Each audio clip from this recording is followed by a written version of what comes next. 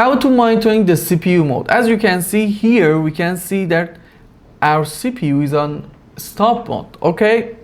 And if I turn it to run, after 1 minute, it will change to run. Let me explain for you. First of all, we need a text list that I name it CPU modes, and as you can see, for example, if the value is 4, it's equal to a stop, 6 equal to startup, 8 is run, 9 is redundant, and 10 is for holding.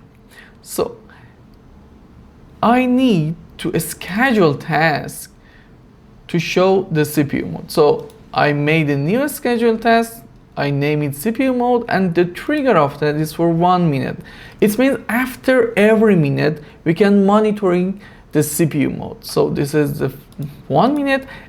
After that, I need to say, okay, just change the integer for me. I go to properties, event, and here I use Get PLC Mode. As you can see, it comes from setting, set PLC mode. Here I say, okay, this is my connection.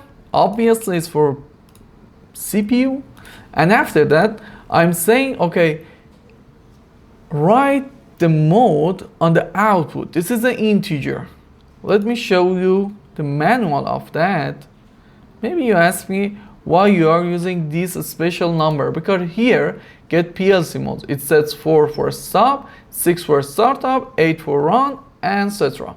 So here, I'm changing this tag. Okay, let's go on setting page. Here, it's a simple text, but here, it's an IO symbolic field. As you can see, I use it here, symbolic IO field. And let me show you the properties. It's a CPU mode, the same integer tag. And here, this is my text list. That's it. So if I change my CPU mode, as you can see, it's on a run. And here it's on run. But after 1 minute. If this video is useful, please like the video.